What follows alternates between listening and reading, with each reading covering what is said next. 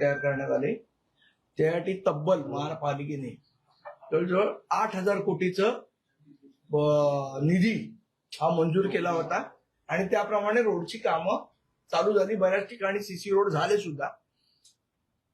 आज दुर्दैवाने पुन्हा अशी परिस्थिती निर्माण झालेली आहे की या सगळीकडचे सीसी रोड हे पुन्हा एकदा खोदायची परमिशन ही महानगरपालिकेने दिलेली आहे. कुठल्या अधिकारात दिली? एक खोदलेले सीसी रोड पुन्हा कोण दुरुस्त करणार?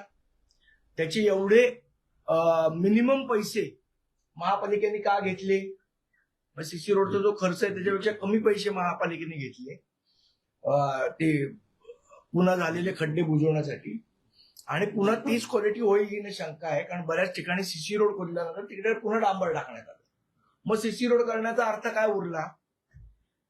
एक न धड असे अनेक प्रश्न या अनुषंगाने उपस्थित राहतात. हा मुद्दा क्रमांक 1. मुद्दा क्रमांक 2 असा आहे की ज्या गोष्टीसाठी ही परवानगी दिली गेली त्या होत्या इलेक्ट्रिक केबल वायर. बरोबर. आता या इलेक्ट्रिक केबल वायर आपल्याला माहिती असेल मुंबई शहरापुरता बोलतो आम्ही. ही बीएसटीची आहे, आपल्याला सगळ्यांना माहिती आहे. मग टाटा पॉवरला ही खोदायची परवानगी का दिली? एवढी काही आज मुंबई शहरात तर अख्ख्या सगळ्या ठिकाणी बीएसटी सप्लाय करते. मग टाटा पॉवरला ही स्पेशल परमिशन का देण्यात आली इलेक्ट्रिक केबल टाकण्याची? हा मुद्दा क्रमांक 2. मुद्दा क्रमांक 3 याच्यामध्ये असा आहे की परमिशन तर दिली, पण टाटा पॉवरला जी परमिशन दिलेली आहे त्या परमिशनची ही कॉपी माझ्याकडे आहे, ही आपण बघू शकता. तर या परमिशनच्या कॉपीमध्ये स्पष्टपणे म्हटलेलं आहे की टाटा पॉवर कंपनी लिमिटेडला ही परमिशन दिलेली आहे आणि सब्जेक्ट लिहिला भवानी शंकर, म्हणजे एका ज्या रोडची परमिशन आहे त्याचे लेखक आहे, पण साधारण अशीच परमिशन ही ऑल ओव्हर मुंबई दिलेली आहे. Bhavani Shankar Marg pertaining to Tata 220 kV Dharavi Mahalaxmi cable link project याच्यासाठी परमिशन दिली. याचा अर्थ इलेक्ट्रिक केबल टाकायसाठी हे ट्रेंच करायची परमिशन दिलेली आहे. आता हे जे फोटो आहेत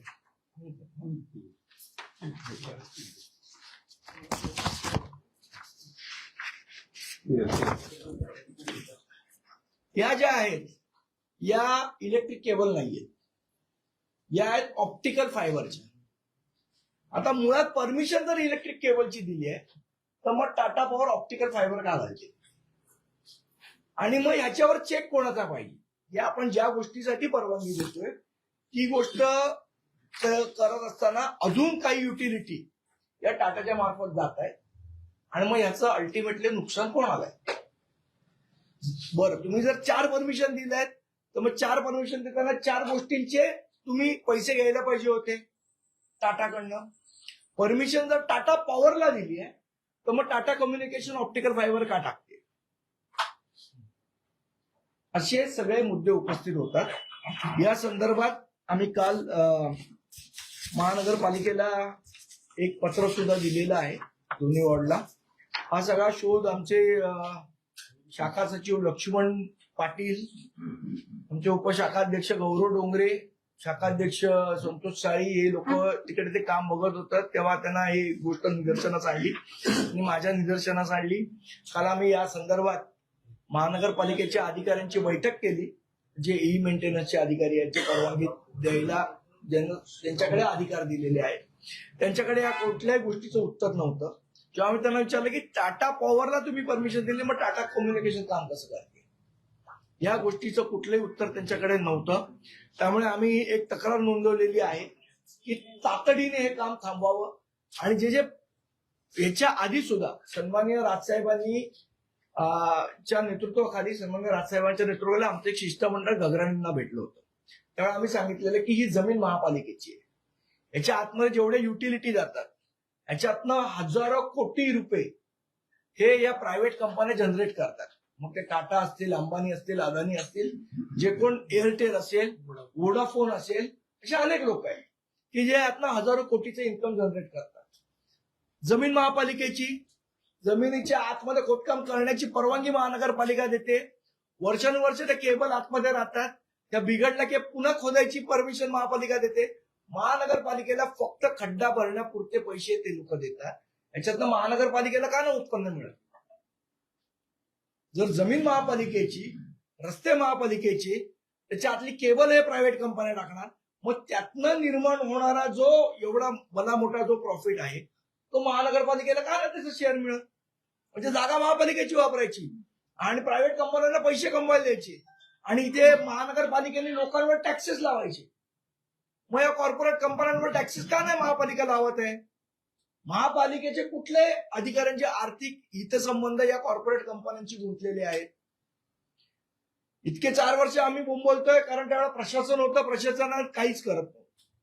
पण आमची अशी अपेक्षा आहे की आता जे नवीन नगरसेवक निवडून आलेले आहेत, सभागृहात गेलेले आहेत, आता यांचा कंट्रोल असला पाहिजे महापालिका. तर या मुद्द्यावर महानगरपालिकेमध्ये सविस्तर चर्चा व्हावी ही आमची अपेक्षा आहे. आणि जे कोण अधिकारी त्यांना दिलेल्या अधिकाराच्या बाहेर जाऊन या परवानग्या दिलेल्या आहेत यांच्यावर कडक कारवाई झाली पाहिजे. हे नेक्सस आहे, कारण तुम्ही जसं सुरुवातीला म्हणालात की कॉन्ट्रॅक्ट काढले रस्त्याचे आता 2.5 वर्षापूर्वी 5,000 कोटींचे, आता मागच्या महिन्यामध्ये 600 कोटींचे रस्ते कंत्राटीकर, तेच रस्ते पुन्हा कॉन्क्रीट करणार. तेच रस्ते पुन्हा कॉन्क्रीट करणार आहे. तो कॉन्क्रीट बरं, तुम्ही जेव्हा कॉन्क्रीटीकरण केलं तेव्हा रस्त्याच्या साईडला तुम्ही डक्ट ठेवायला पाहिजे होते की त्या डक्टमध्ये काय युटिलिटी तुम्हाला टाकायची ती तुम्ही डक्ट ठेवत नाही. आताही तुम्ही बघा बाहेर जाऊन सगळीकडचे रस्ते खोदलेले आहेत आणि ते सीसी रोडचे रस्ते खोदलेले आहेत. लोकांना ट्रॅफिकचा त्रास होतो, वाहतूक खोळंबा होतो, तो वेगळा. तो होऊन महापालिकेचं नुकसान होतं तेही होतं आणि प्लस महानगरपालिकेच्या हाती काय पडतं? टणटण गोपाळ, काही मिळत नाही महापालिकेला, यातनं उत्पन्न सुद्धा मिळत नाही. मग आपण या लोकांना काय एवढा रेड कार्पेट टाकतोय हा आमचा प्रश्न. ऑल ओव्हर मुंबई सीसीचे रस्ते तिकडे खोदून त्यावरती डांबरीकरण केलं. आता तुम्ही बघा इथे ऑलमोस्ट सगळे सीसी रोड झालेले आहेत, ते सगळे खोदलेले. जी साऊथला खोदलेले आहेत, वरळीला खोदलेले आहेत, भायखळ्याला खोदलेले आहे. हे सगळीकडेच चालू आहे काम. पण गेल्या अनेक म्हणजे किती दिवसापासून साधारण हे प्रकरण वाढल्याचं तुम्हाला स्वतःला जाणवतंय? कारण अनेक वर्ष प्रशासनाचा कारभार होता. नाही, हे गेल्या मला असं वाटतं 1.5 ते 2 वर्षामध्ये अशा प्रकारचे भ्रष्टाचार हा प्रशासन वारंवार करते. आता लोकनियुक्त प्रतिनिधी तिकडे गेल्यावर आमची अपेक्षा आहे की या भ्रष्टाचाराला महानगरपालिकेमध्ये वाचा फुटली पाहिजे. आम्ही आमचे जे गटनेते आहेत यशवंत केलेकर यांच्याकडे सुद्धा या संदर्भातली आम्ही माहिती दिलेली आहे. तुम्ही जेव्हा तुम्ही उल्लेख देखील केला की ज्या अदानीच्या केबल घालून जात होते त्यावेळेस राष्ट्रपतींनी देखील भेट घेतली होती, त्याचा पाठपुरावा झाला का? त्याचा पाठपुरावा आमचे निवडून गेलेले नगरसेवक करतील. त्यावेळेला कसं सगळं दगराणींच्या जातात होतं ना, आयुक्तच काम करायचो कायद्यामध्ये होते. आता निश्चितपणे आमचे जे लोकप्रतिनिधी निवडून गेले याचा पाठपुरावा करतील. तुम्ही कचरा कॉन्ट्रॅक्ट बद्दल पण मुद्दा काढलेला होता त्यावेळेला, त्याचं पुढे काय झालंय किंवा त्याच्या संदर्भात पण अजून पीओ दिलेली नाही.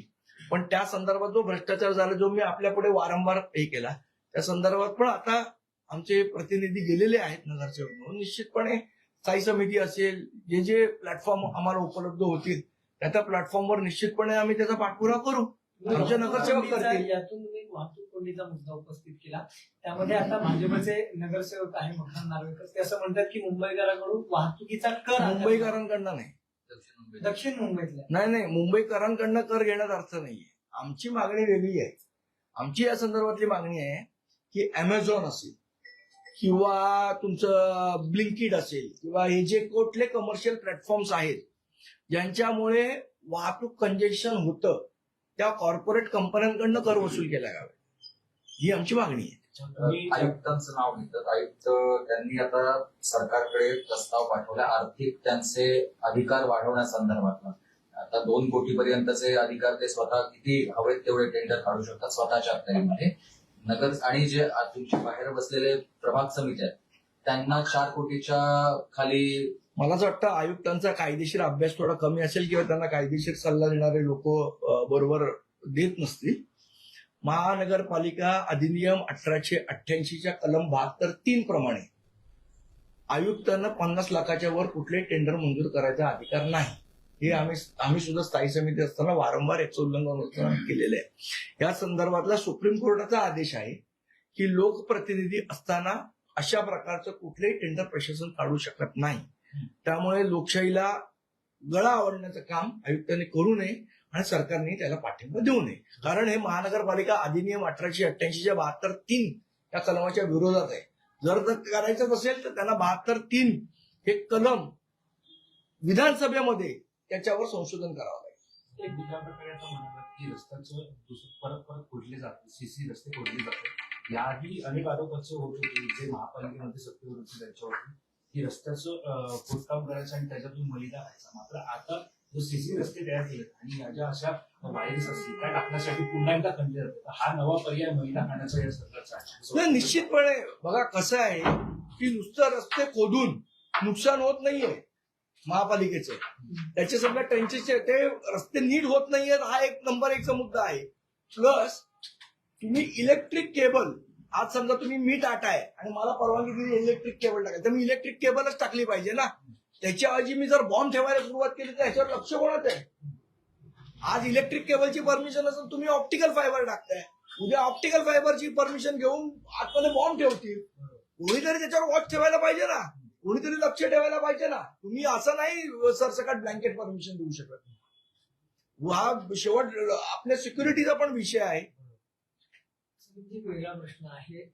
परभणीमध्ये महापौर जो आहे तो ठाकरेंच्या शिवसेनेने मुस्लिम दिलेला आहे आणि हिंदू जो आहे तो उपमहापौरपदी बसवलाय तो काँग्रेस पक्षाचा आहे. कसं पाहता मला हिंदू मुस्लिमचा काय विषय आला. आणि मुंबईमध्ये भाजप म्हणत होतं खान महापौर बसवणार, तर परभणीमध्ये मुस्लिम महापौर बसवला. मला असं वाटतं तो काम करणारा आहे ना, काम केलं पाहिजे त्यांनी. हा महत्वाचा मुद्दा आहे. मुसलमानांना देशात राहायला अलाउड आहे का नाहीये हा महत्वाचा विषय आहे. संदीपजी, चंद्रपूरमध्ये जो गोंधळ झाला त्या गोंधळाला जबाबदार सर्वस्वी काँग्रेसच आहे असं सध्या म्हटलं गेलेलं आहे. ठाकरेंची जी भूमिका आहे त्या संदर्भात प्रश्न उपस्थित करण्यात आलाय. काय नेमकं आपलं म्हणणं? ना मला तर काय कळत नाही. म्हणजे मीही बघितली संजय राऊतांची पत्रकार परिषद. ते सांगत होते की 2 काँग्रेसमध्ये भांडण होती, मग आमच्या वर्षांनी गंभीरीच्या चर्चा नाही केली वगैरे वगैरे वगैरे वगैरे. म्हणजे तुम करे तो रास लीला, हम करे तो कॅरेक्टर ढीला, अशा प्रकारची वागणूक बरी नाही संजय राऊतांची. तुम्ही काँग्रेस बरोबर बसायला पाहिजे होता ना. जर तुम्ही महाविकास आघाडीचा वागवता, तुम्ही भाजपबरोबर कसे गेले मग तिकडे. म्हणजे तुम्ही कराल ते सगळं चालतं योग्य बरोबर. दुसऱ्यांनी केलं की मग इथे येऊन राजू पाटील भाजपला विकले गेले आहेत, हे असं झालंय तसं झालंय, अशा प्रकारे योग्य नाही ना बोलणं. तुम करे तो रास लीला, हम करे तो कॅरेक्टर ढीला. मला वाटतं कारवाई केली पाहिजे, कारण म्हणजे कल्याण नाही, कारवाई करायची नाही करायची हा त्यांच्या पक्षाचा विषय, त्याच्यामध्ये मी पडणार नाही. पण माझी जी माहिती आहे ती जे नगरसेवक गेले, जी मला माझ्या ऑथेंटिक सूत्राकडनं मिळालेली माहिती आहे, प्रत्येक नगरसेवकाला 1-1 कोटी रुपये हे दिले गेलेले आहेत आणि प्लस या बाकीची ऑफर आहे. जी माझी चंद्रपूरमध्ये जे उबाटाचे नगरसेवक गेलेत त्यांना, आणि जो अपक्ष नगरसेवक गेला त्याला 50 लाख रुपये दिले. ही माझी माहिती आणि याच्यावर चौकशी करावी.